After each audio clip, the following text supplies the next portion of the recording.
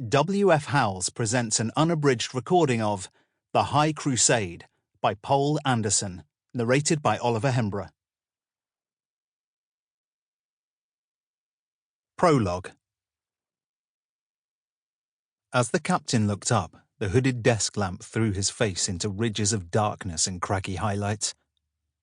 A port stood open to alien summer night. "Well," he said. "I've got it translated, sir," answered the socio-technician. "Had to extrapolate backward from modern languages, which is what took me so long. In the course of the work, though, I've learned enough so I can talk to these creatures." "Good," grunted the captain. "Now maybe we can discover what this is all about." "Thunder and blow up! I expected to come across almost anything out here, but this—" "I know how you feel, sir.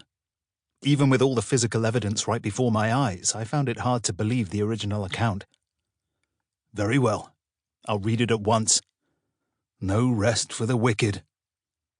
The captain nodded dismissal, and the sociotech departed the cabin. For a moment, the captain sat motionless, looking at the document but not really seeing it. The book itself had been impressively ancient, uncials on vellum between massive covers. This translation was a prosaic typescript, yet he was nearly afraid to turn the pages, afraid of what he might find out. There had been some stupendous catastrophe more than 1,000 years ago. Its consequences were still echoing. The captain felt very small and alone. Home was a long ways off. However, he began to read. Chapter 1.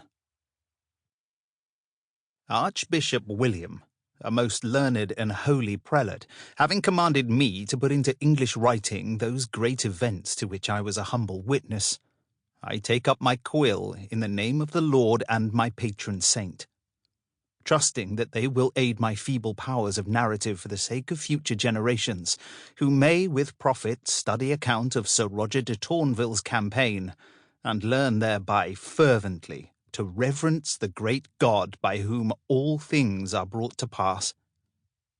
I shall write of these happenings exactly as I remember them, without fear or favour. The more so since most who were concerned are now dead. I myself was quite insignificant. But since it is well to make known the chronicler that men may judge his trustworthiness, let me first say a few words about him. I was born some 40 years before. Sample complete. Ready to continue?